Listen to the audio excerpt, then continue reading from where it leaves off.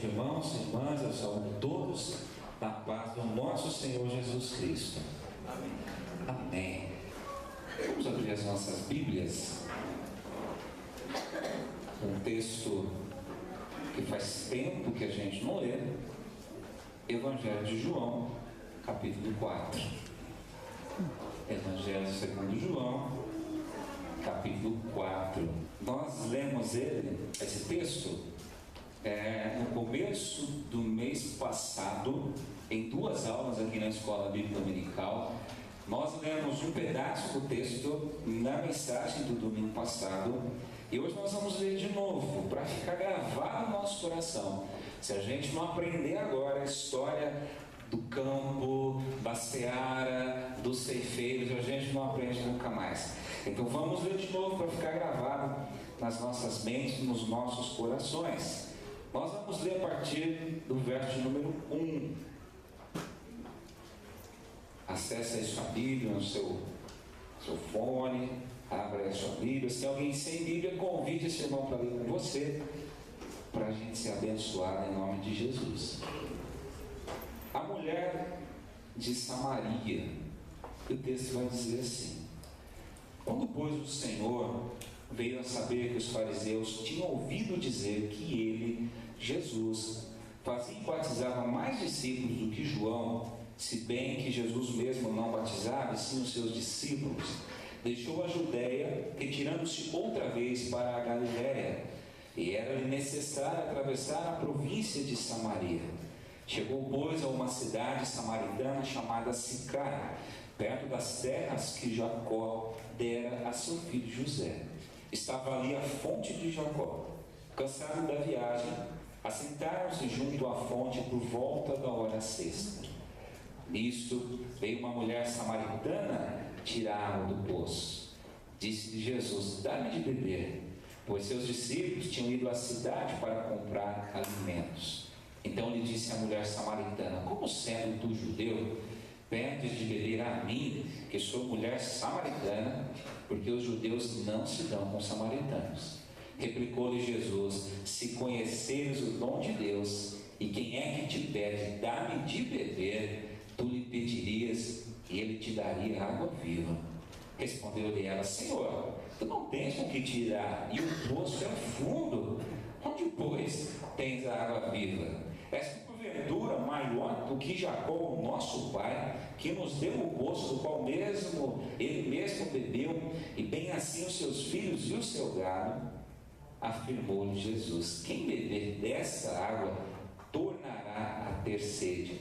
Aquele, porém, que beber da água que eu lhe der, nunca mais terá sede. Pelo contrário, a água que eu lhe der será nele uma fonte a jorrar para a vida eterna. Disse-lhe a mulher: Senhor, dá-me dessa água, para que eu não tenha mais sede, nem precise vir aqui buscá-la. Disse-lhe Jesus: vai, chama teu marido e volta. Ao que lhe respondeu a mulher: não tenho marido. Replicou-lhe Jesus: bem disseste, não tenho marido, porque 5 maridos já tiveste, e esse que agora tens não é teu marido. Isso disseste com verdade. Senhor, disse-lhe a mulher: vejo que és profeta. Nossos pais adoravam neste monte, vós, entretanto, dizeis que em Jerusalém é o lugar onde se deve adorar. Disse-lhe Jesus: mulher, podes crer-me que a hora vem, quando nem neste monte, nem em Jerusalém adorareis o Pai. Vós adorais o que não conheceis, nós adoramos o que conhecemos, porque a salvação vem dos judeus. Mas vem a hora, e já chegou, em que os verdadeiros adoradores adorarão o Pai em espírito e em verdade, porque são estes que o Pai procura para seus adoradores. Deus é espírito, e importa que os seus adoradores o adorem em espírito e em verdade. Eu sei, respondeu a mulher, que há de vir o Messias chamado Cristo. Quando ele vier, nos anunciará todas as coisas. Disse-lhe Jesus: eu o sou, eu que falo contigo. Neste ponto chegaram seus discípulos e se admiraram de que estivesse falando com a mulher. Todavia, nenhum deles lhe disse: que perguntas?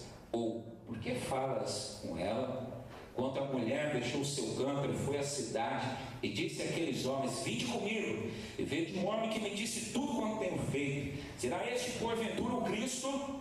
Saíram, pois, da cidade e vieram ter com ele. Desse inteirinho, os discípulos lhe rogavam, dizendo: mestre, come. Mas ele lhes disse: uma comida tenho para comer que vós não conheceis. Diziam então os discípulos uns aos outros: ter-lhe-ia porventura alguém trazido o que comer? Disse-lhe Jesus: a minha comida consiste em fazer a vontade daquele que me enviou e realizar a sua obra. Não dizeis vós que ainda há 4 meses até a ceifa? Eu, porém, vos digo: erguei os olhos e vede os campos, pois já branquejam para a ceifa. O ceifeiro recebe desde já a recompensa e guarda o seu fruto para a vida eterna. E de sorte que se alegram tanto o semeador como o ceifeiro, pois no caso é verdadeiro ditado: um é o semeador e outro é o ceifeiro. Eu vos enviei para ceifar o que não semeastes. Outros trabalharam e vós entrastes no seu trabalho. Amém. Evangelização, programa ou estilo de vida, parte 2. Vamos meditar um pouco mais nesse texto. Evangelização, programa ou estilo de vida. Irmãos, a Bíblia ainda é, e eu creio que será até o fim, o livro mais vendido e mais lido na história da humanidade.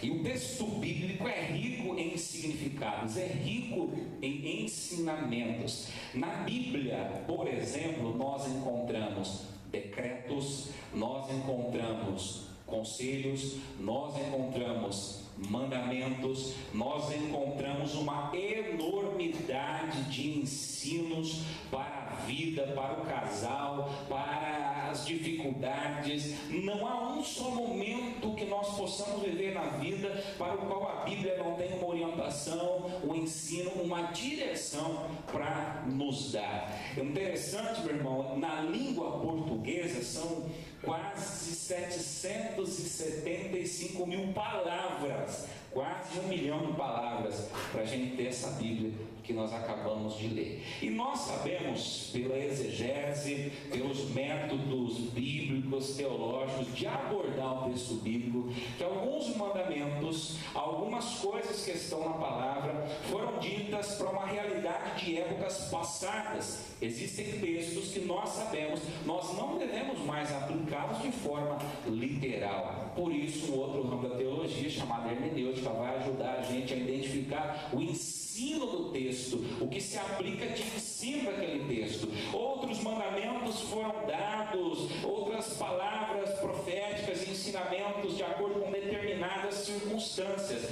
Mas é importante eu e você observarmos que quando o assunto é evangelização, a grande comissão, isso nunca foi revogado, meu irmão, é atual, é para nós. O ide, a evangelização, o fazer discípulo, o ensinar, o batizar, o multiplicar o evangelho, foi, é e será a nossa missão. Enquanto Jesus não vier, foi, é e será prioridade, ou deveria ser prioridade na vida de todo crente, de todo homem, de toda mulher, de todo coração que professa Jesus Cristo. Por quê? Porque foi o próprio Jesus Cristo, meu irmão, que ordenou aos discípulos que evangelizassem. É o próprio Jesus que se coloca como modelo para a nossa ação. Ele diz lá no Evangelho de João, capítulo 20, 21, assim como o Pai me enviou, eu vos envio. Ou seja, Jesus está dizendo que eu e você, nós os discípulos,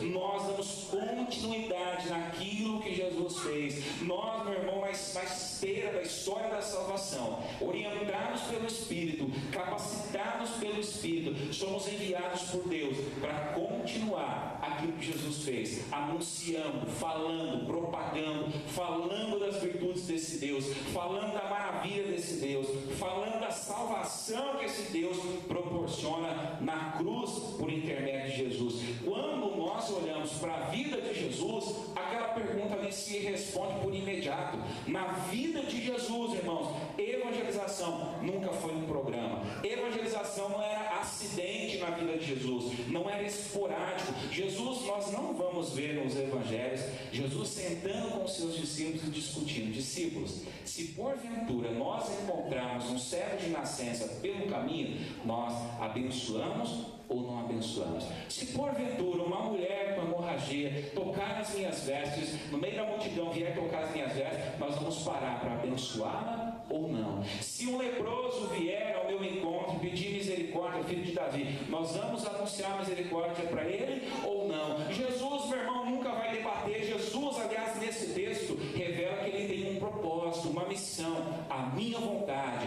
a minha fome, a minha missão. E vocês não entenderam isso, discípulos? É fazer a vontade do Pai, é anunciar. Jesus, meu irmão, revela um Deus missional por natureza. Já prestou atenção nisso na palavra de Deus?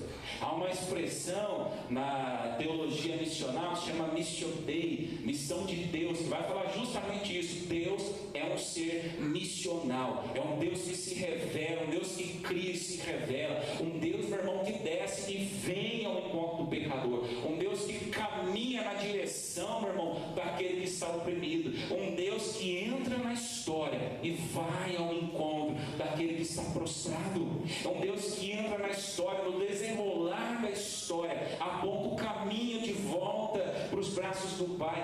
Deus, Jesus, é um ser missional por essência.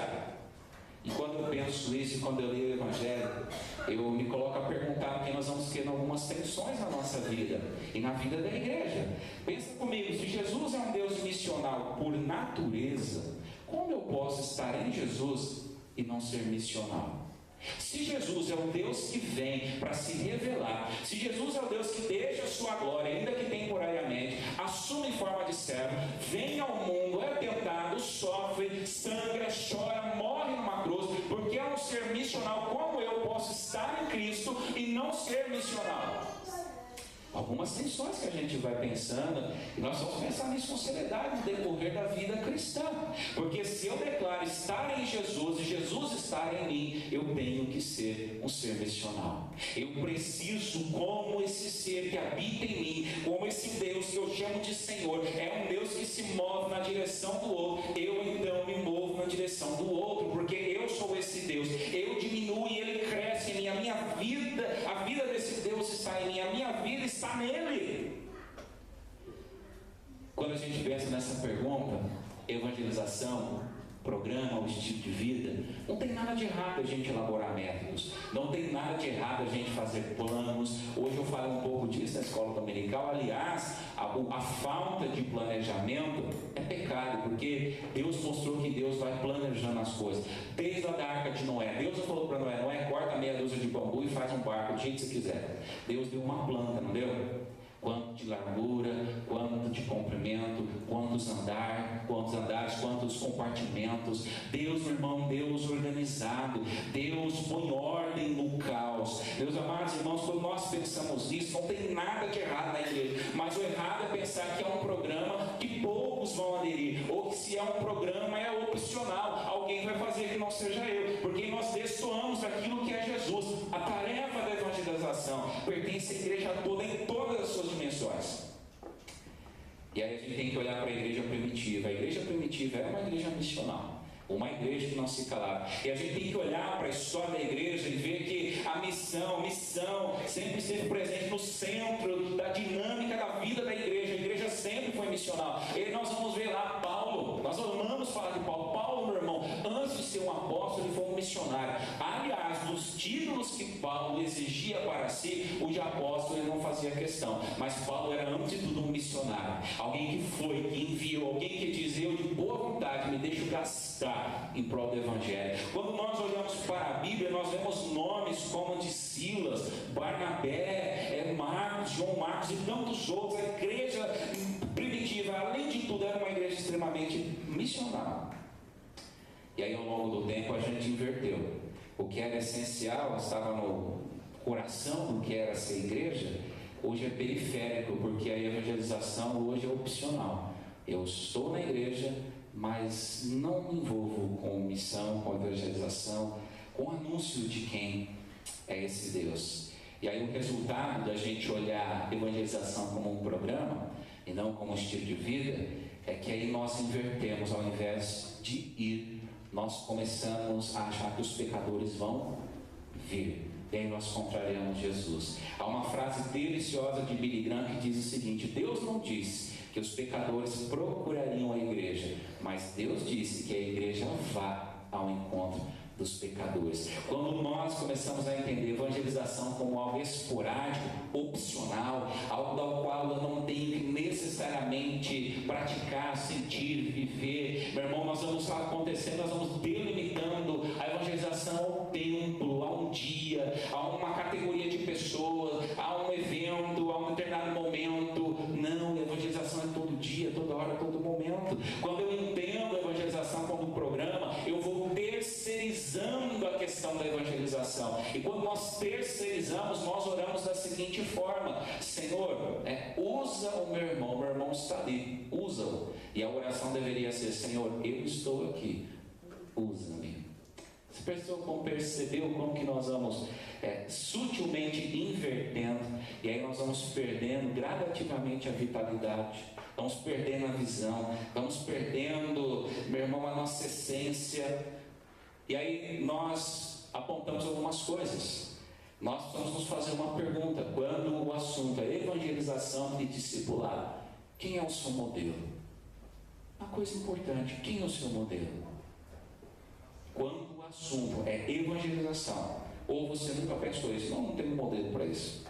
Quando o tema é ser sal, ser luz, quando o tema é ir, quando o tema é anunciar, quando o tema, meu irmão, é ser misericórdia na vida do outro, é ser luz na vida do outro, é ser arauto da esperança em Deus na vida do outro, quem é o nosso modelo? E aí nós aprendemos algumas coisas. Vou retomar rápido e acrescentar uma parte que não deu tempo de falar no domingo passado. Nós aprendemos no domingo passado que se o nosso modelo é Jesus, evangelização é uma prioridade. Nós não negociamos isso. Come, Senhor, nós temos uma comida, come. Jesus vai dizer: não, eu tenho algo que está acima das necessidades humanas, eu tenho uma pressa, eu tenho uma visão, eu preciso fazer algo que é importante, que está acima de todas as outras coisas. Eu preciso alcançar os samaritanos da vida, eu preciso oferecer água para essa mulher, eu preciso levar anúncio do reino de Deus aos pecadores. Jesus teve prioridade. A prioridade de Jesus era cumprir a sua missão, anunciar o reino, anunciar a paz, anunciar a salvação, anunciar a libertação do pecado. Prioridade. Se o nosso modelo é Jesus, então a primeira coisa que a gente aprende é que nós precisamos ter prioridades. E o nosso problema é que nós somos uma geração que não define prioridades. Oração é a nossa prioridade? Vamos fazer uma lista, nem vamos para a evangelização, né? Leitura da palavra é a nossa prioridade? Vida em comunhão é a nossa prioridade? Nós não temos mais prioridades, nós somos a geração dos isentões. Não é comigo, eu não quero. O nosso ministério é a nossa prioridade, a nossa vida com Deus é a nossa prioridade. Quais são as nossas prioridades? Família é prioridade, tempo com os filhos é prioridade. Nós temos dificuldade em, meu irmão, elencar prioridades na nossa vida, e isso é transferido para o relacionamento com Deus. Nós somos uma geração que não tem mais prioridades. Nós queremos muito, mas nos dedicamos e nos consagramos pouco. Seja muito sincero e responda para você. Como anda a sua vida de oração? Como anda a sua vida? Você está crescendo na intimidade com Deus? De quando você se converteu até o dia de hoje? Como anda nessa semana que passou? Quantas vezes você parou 5 minutos para ler um salmo, um versículo da Bíblia? Quantas vezes você parou para orar, para jejuar, para entregar o coração a Deus, para falar com Deus, para ouvir um cântico que te remete a algo relacionado a Deus? Quantas vezes você não trabalha, na escola, na rua, onde você estiver? Prioridade. O problema é que nada na nossa vida é prioridade. E se a evangelização não for prioridade, nós nunca vamos enxergar a seara. Apoiar Jesus, porque Jesus era o Messias guerreiro que eles esperavam. Jesus derrubaria o Império Romano e devolveria a glória da Judéia, a glória de Israel para eles. Eles queriam glória, não queriam evangelização. Prioridades invertidas. Nós aprendemos, nós precisamos ter visão. Eu disse o seguinte, que às vezes nós somos semelhantes àquela mulher ali. Estamos com a Bíblia na mão, mas não chegamos um palmo adiante. Alguém já disse, Dietrich Bonhoeffer, um grande homem de Deus, um teólogo, um exímio pastor, ele diz o seguinte: a igreja só encontra razão de ser quando ela consegue olhar para os de fora. E o problema é que sem visão, como que nós enxergamos os de fora? Se nós não temos visão de quem nós somos, não temos visão do campo, não temos visão das pessoas ao nosso redor, como nós vamos poder ir à seara? Se nós não olhamos as pessoas, e o grande problema dos discípulos era como eles viam aquela mulher: é uma samaritana, não é digna. Mas Jesus viu um coração que precisava ser tocado, que precisava ser alcançado. Qual é a nossa visão em relação a missões, evangelização? Qual que é a tua visão em relação à tua vida com Deus? Quais são as tuas perspectivas? Vamos pensar a visão como perspectiva. Quais são as tuas perspectivas? Quais são as minhas perspectivas? Tenho perguntado muito isso para Deus. Senhor, me faz ver. Quais são as minhas aspirações? Quais são os teus desejos? Teu desejo para o teu ministério, para a tua vida, para a tua família. Nós desejamos crescer. A nossa visão é de crescimento, é de expansão, é de amadurecimento, é de aprimoramento. Ou a nossa visão é de manutenção. E o perigo é que a visão de manutenção nos vai deixar estagnados, porque se a minha visão é manutenção, eu não prego para que a igreja cresça, eu não oro para que eu cresça, eu não canto para crescer, eu não adoro para crescer, a igreja não trabalha para crescer, não é igreja pensando em crescer. Qual é a nossa visão? E aí nós dissemos ainda que nós precisamos ter senso de urgência. Não dá mais tempo. Não dá mais tempo. Vocês estão dizendo, é interessante quando Jesus denuncia essa displicência, essa falta de localização no tempo e espaço dos discípulos. Vocês estão dizendo que ainda há 4 meses para a colheita. Eu estou dizendo, é agora. Já está pronto. Abram os olhos, precisa acontecer. Abram os olhos, levantem a cabeça. 2 processos, né? Abrir os olhos e levantar a cabeça. Vejam o campo, olhem, sintam, percebam ao redor, vejam ao redor. Meu irmão, e aí eu pergunto: nós temos essa urgência? Nós percebemos as situações urgentes ao redor, onde o evangelho deveria ser pregado? E aí a gente entra então no último tempero que eu queria colocar nesse texto. Nós precisamos de prioridade, nós precisamos de visão, nós precisamos de senso de urgência. Mas há uma quarta coisa que esse texto vai ensinar para nós: paixão pelas almas. Que expressão maravilhosa. Sabe por quê, meu irmão? Não adianta ter prioridade se eu não tenho paixão pelas almas. Não adianta ter visão se eu não tenho compaixão pelo perdido.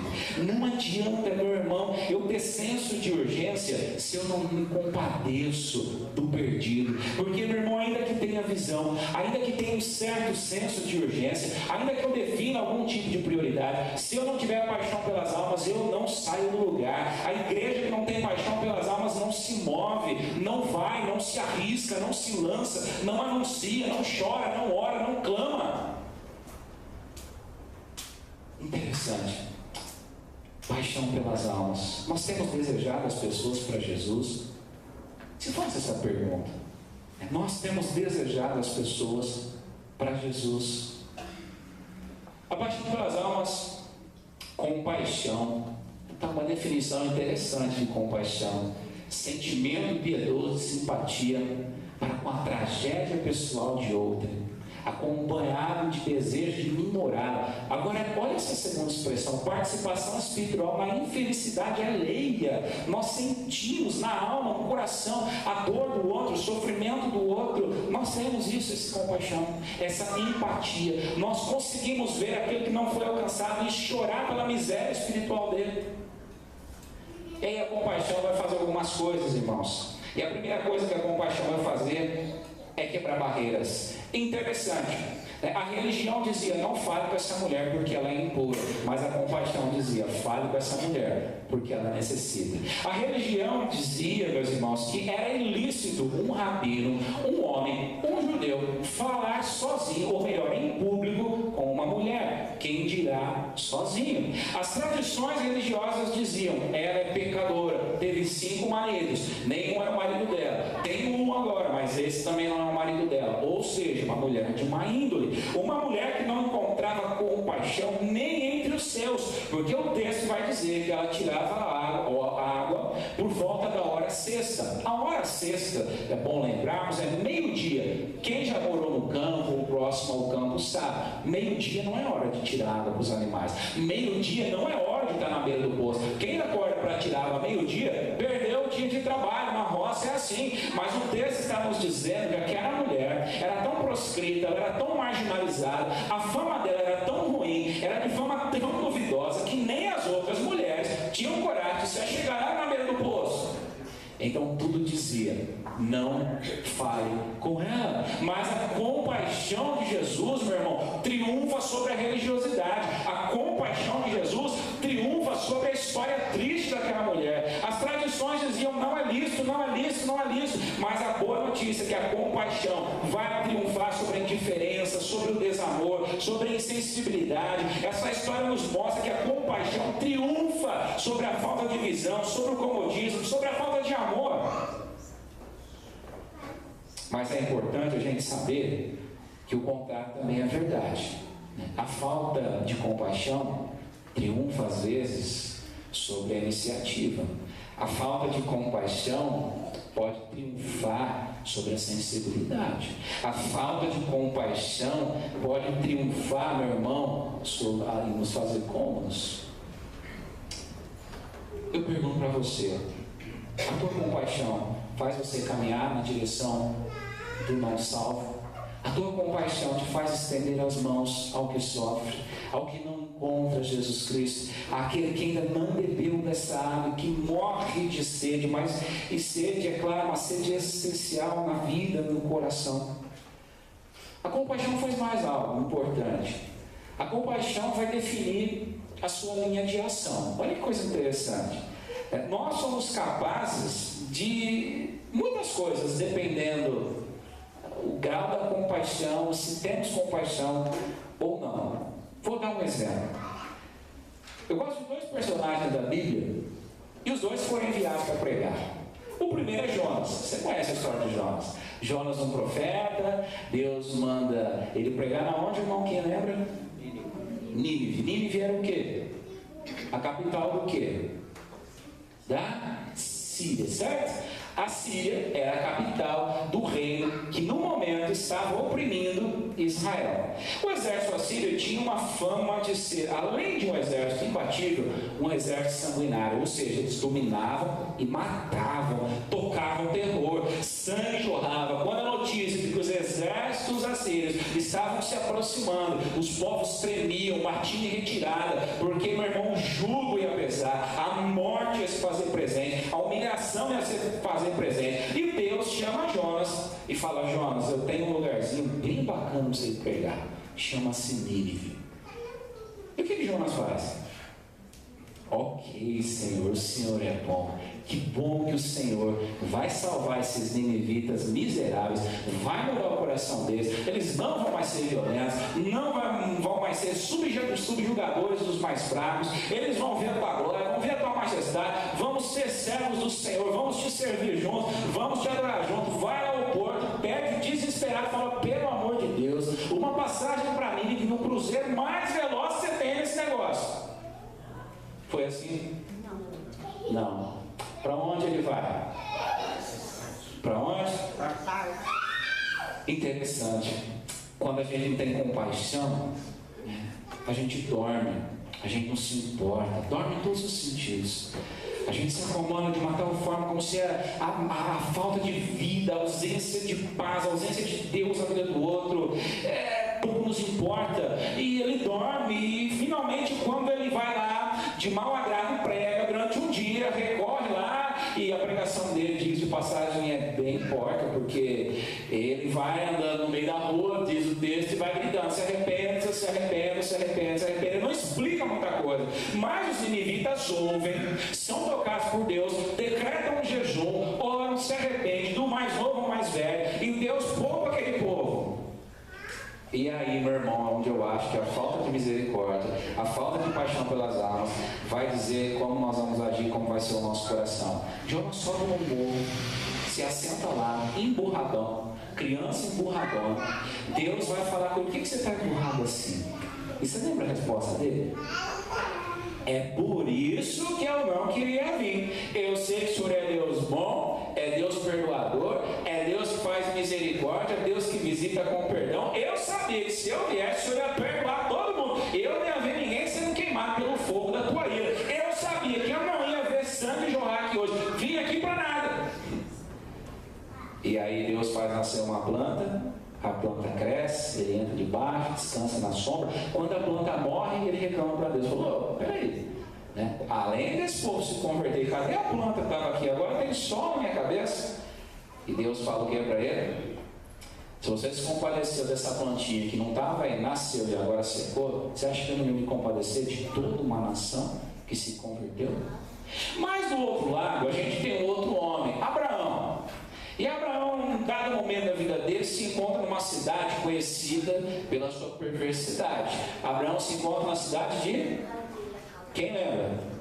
Sodoma e Gomorra. Mesmo caso, Deus fala, eu vou destruir esse povo, hein, Abraão? Não vai sobrar pedra sobre pedra. O que Abraão faz? Olha a diferença. Senhor, peraí, breca tudo. Deixa eu lá falar com esse povo primeiro. Aí Deus fala, não adianta, eles não vão se converter. Senhor, deixa eu lá falar. Se eu encontrar 50 justos, o Senhor promete para mim que o Senhor destrói esse lugar. Uai, Abraão. E Abraão vai. Quantos ele encontra? Nenhum. E ele vai caindo, né? Toda vez Abraão vai, volta e olha e fala, Senhor, se eu encontrar 40, tá bom, Abraão. Senhor, se eu encontrar 30, tá bom, Senhor. Se eu encontrar 25, é o desespero do homem, né? Às vezes, no desespero, a gente quer negociar com Deus. Senhor, pelo amor e misericórdia, se eu encontrar um. E Deus fala o quê? Tá bom, Abraão, se eu encontrar um, eu vou para essa cidade. A gente sabe que não encontrou nenhum e eles vieram a padecer. Mas a questão é, a compaixão ou faz você se omitir, ou faz você se interceder.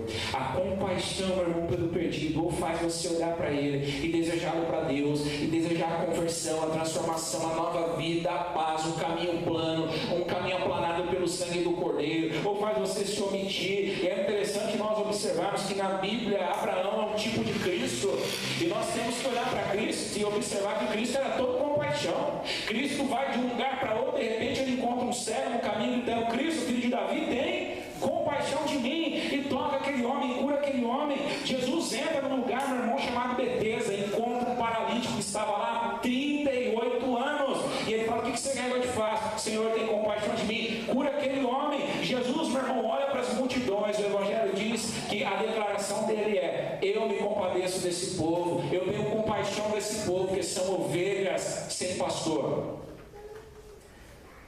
A ausência ou a presença de compaixão vai definir a tua ação.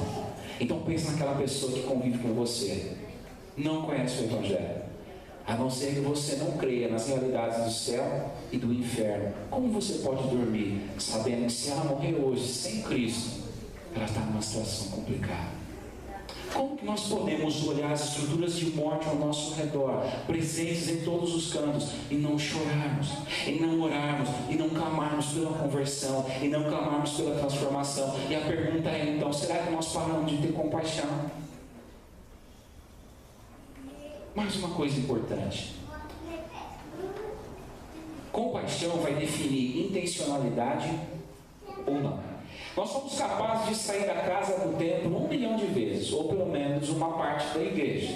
Mas nós somos incapazes de atravessar a rua, bater palma na casa do vizinho e falar, eu quero te fazer um convite especial. Né? Não convida para vir na igreja de cara não, mas convida para ir num grupo na sua casa, numa oração, num culto, num aniversário. Nós, meus irmãos, quando falta compaixão, falta intencionalidade. Os discípulos não tinham compaixão. Por isso, a conversa de Jesus com aquela mulher é incômoda. Ao voltar os discípulos, diz o verso 27, nesse ponto, quando regressaram, se escandalizaram. E eu expliquei no domingo passado, o escândalo aqui não é de admiração, mas é de reprova. Como pode Jesus ter tamanha falta de bom senso e dar crédito, dar largo, gastar tempo com essazinha, com essa mulherzinha samaritana?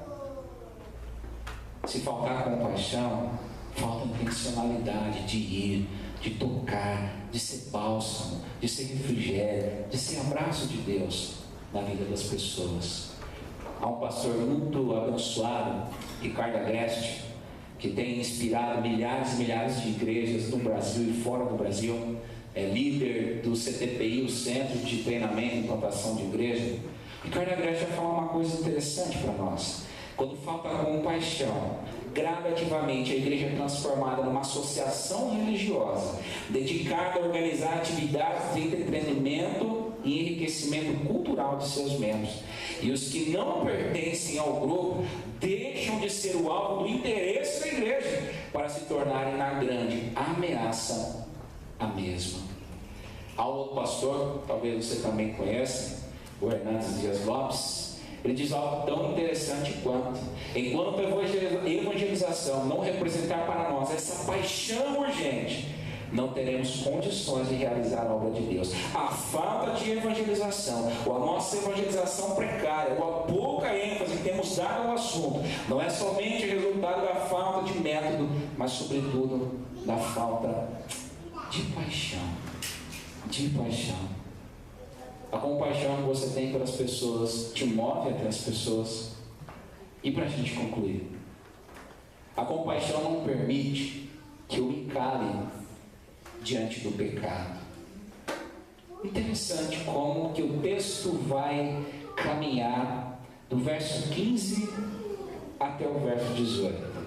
A conversa está indo bem, né? Tem água, não tem? Como você pode falar que a tua água é melhor do que essa água aqui, que é do poço de Jacó? Já expliquei aqui na escola bíblica dominical o que significava dizer que aquele poço é de Jacó. Não é um pocinho qualquer, não é uma água qualquer. O grande patriarca Jacó, o homem de Deus, Jacó, a lenda viva da fé hebraica, foi ele quem cavou aqui. E aí Jesus diz: e vem, não tem uma água melhor do que essa. Para aquela mulher isso era um desaforo. Pode ser melhor do que qualquer outro poço, mas desse poço aqui que Jacó furou, você sendo um judeu, só posso concluir: você é um atrevido. Como você vai tirar água desse poço? E vai se desenrolando o diálogo. Olha, mulher, essa água aqui, melhor que seja, é água parada. Se você beber, daqui a pouco você tem sede de novo. Mas eu tenho uma água que, se você beber, você nunca mais terá sede. E aí a mulher cai em si, arrisca o olho, como nós dizemos no português: não me dá dessa água. E Jesus fala algo interessante para ela: vai e chama teu marido. Que engraçado, porque não tem nada a ver com o marido da mulher, gente. Até aqui a conversa é com a mulher que tira ou não tira água, a água é melhor, a água é pior, é água viva, não é água viva, e de repente entra um assunto quando ela vai, então chama tua mulher. Dá-me de beber dessa água. Talvez Jesus podia ter escolhido: então pega um copo, pega uma vasilha, pega um balde, pega alguma coisa. Você quer muito, você quer pouco, tira agora, tira daqui a pouco. Mas Jesus parece que levanta um tema que até então não aparece no texto: chama o teu marido. E é interessante a resposta dela: Senhor. E me parece que a resposta dela é acanhada, né? Senhor, porque ela vai explicar a situação. Senhor, ele não tem marido, não. Eu quero falar um negócio. E não dá. Ela até ia chamar, mas é melhor não, porque eu vou passar vergonha, porque todo mundo sabe que ele pode até vir aqui, mas não é meu marido. E Jesus vai falar: eu sei que ele não é teu marido. Na verdade, e Jesus sempre toca nas feridas que nós achamos que podemos ocultar de Deus. Na verdade, eu sei que nem esse, nem os outros anteriores, os outros 5, também não eram teu marido. Mas vai, chama ele e volta aqui. O que Jesus está fazendo, irmãos? Jesus está dizendo para ela: olha, eu tenho água viva, mas primeiro você tem que reconhecer o teu pecado. Eu tenho água para te dar, mas eu quero que você saia dessa condição de escrava do pecado. Reconheça que nenhum foi teu marido. Reconheça que esse não é o teu marido. Deixe esse mau caminho, mude esses maus desígnios. Venha, beba dessa água. A compaixão, meus irmãos, faz a gente dizer para as pessoas: eu te amo, e porque eu te amo eu preciso te mandar a real. E isso vai te levar para um caminho de morte. Discipulado envolve isso. Discipulado também é confronto. Nós não podemos evangelizar, discipular, ter compaixão das pessoas e enfeitar o defunto com flores. Um defunto, por mais lindo que sejam as flores, continua um defunto, meu irmão. Um morto, por mais enfeitado que seja, continua um morto. Quando nós temos compaixão, nós confrontamos, mas não um confronto que humilhe, não um confronto de imposição, mas o caminho de Deus é melhor, a vida que Deus tem para mim é melhor, o conserto que Deus tem para mim é melhor. Quando nós temos compaixão, nós olhamos para a pessoa e choramos junto com ela pela sua miséria, pela sua vida, pela sua falta de perspectiva em Deus. Deus tem algo melhor para você. Quero concluir dizendo algo importante. Jesus é a compaixão divina em ação. Essa imagem eu tirei de um filme. Essa é a mulher pega em adultério, nessa parte do filme, onde a multidão lá toda pronta para apedrejar a mulher, e aí a compaixão divina em ação toma aquela mulher pelas mãos, levanta aquela mulher. A gente sabe todo o texto: quem não tem pecado, que atire a primeira pedra, e do mais novo ao mais velho, do mais velho ao mais novo, todos se retiram, e Jesus levanta e diz: filha, cadê teus acusadores? Sumiram, Senhor. Então também não te acuso. Vai e não peques mais. Jesus é a compaixão divina em ação. E a pergunta final é: você é manifestação da compaixão divina na vida de outros? Pensa um pouco nisso. De tudo que você é, meu irmão, na igreja, no reino de Deus, responda para você diante de Deus: você é manifestação da compaixão divina na vida dos outros? Se pergunte isso. Eu vou pedir para a Fê e para o Fábio entregar uma folha para você. Todos vão receber uma, e eu quero desafiar você a ler isso aqui. Vou esperar ele entregar para a gente olhar junto, tá? E não coloca num canto lá na sua casa, porque nós vamos fazer algo especial com essa folhinha aqui. Porque uma coisa é a gente ouvir, mas uma coisa bem diferente é a gente ouvir e nunca praticar. Isso é um perigo, igreja. Porque quando nós ouvimos de novo, e alguém diz puxe de novo, ouvimos de novo e não praticamos, é sinal de que talvez nós tenhamos já nos tornado cínicos diante de Deus. Nós somos capazes de ouvir 1 milhão de vezes, mas não somos capazes de mexer um centímetro no sentido de tornar prático aquilo que nós ouvimos. Nós ouvimos 1 milhão de vezes sobre o pecado, continuamos pecando. Ouvimos 1 milhão de vezes sobre a importância da espiritualidade, continuamos falindo. Ouvimos 1 milhão de vezes sobre o compromisso com o reino de Deus, continuamos turistas. Ouvimos 1 milhão de vezes sobre a evangelização, continuamos sem visão, sem propósito, sem urgência, sem compaixão. Isso se chama cinismo. Nós precisamos tomar cuidado com isso. Então eu quero propor algo para você, um exercício de fé, uma iniciativa pessoal para cada um de nós.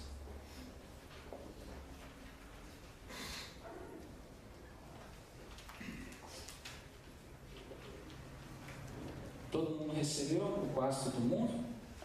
Aqui já mandei isso. Há um camarada, um pastor, um missionário. Na verdade, ele se considera mais, e se diz mais evangelista do que pastor ou missionário, chamado Oswald Smith. E ele cunhou e ficou internacionalmente conhecido dessa expressão, paixão pelas almas. Foi esse missionário, esse pastor, que tornou notória essa expressão, paixão pelas almas. Inclusive, título de um livro, que é leitura obrigatória para qualquer candidato que se apresenta no seminário. Pelo menos na minha época era. Eu fui lendo o livro e encontrei uma poesia linda que o Smith escreveu. E eu queria ler com você. Todos receberam?